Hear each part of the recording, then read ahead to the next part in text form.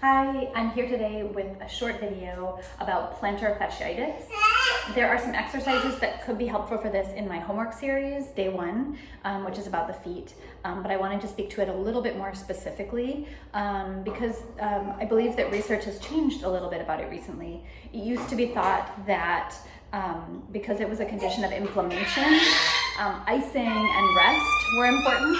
And now we know that by the time you feel it, it's actually gone past the point of inflammation. It's gone to the point where like the tissues in your foot are a little bit disorganized from overuse or from repetitive strain, so they're no longer supporting you optimally. So stretching actually is going to be really helpful.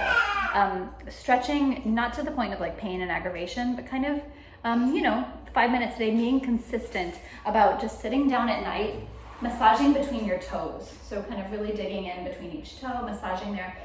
It's been shown that the big toe kind of becoming kind of more of a bunion shape, it can also really provoke plantar fasciitis.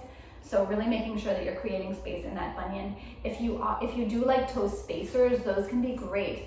You can get a really basic one at like, I don't know, even at CVS, you can get like a really basic toe spacer. If you want something a little bit fancier, Naboso is great, and you can wear that in your shoes, which is cool. Yeah. So massaging between your toes, each foot, kind of getting in that joint because that's where your nerves run. So creating more space. So you just want to be really consistent about this. I don't even need to show you because it's pretty basic. And then also getting into some toe spreading motions. So just lift them up, fan them wide, and lower them down, just like I'm doing with my hands. So lifting, opening, and lowering. Lifting, opening, and lowering.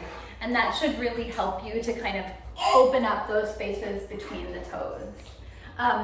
So that is a stretch, but it's also going to feel a little bit like work. In addition to that, calf stretches are really important.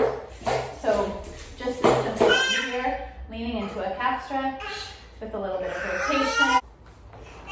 So finally, in addition to massaging between your toes, wearing a toe spreader, doing calf stretches, you also want to make sure after you've got all of that in place, hey, you're okay. After you've got all of that in place, you're loading the tissues properly. So something so simple as just calf raises. Yeah, calf raises. And just really like, I'm using the camera here to stay in alignment, but you want to make sure like knees and toes are all lined up. And that should help your tissues start to organize properly, and hopefully you will have less pain.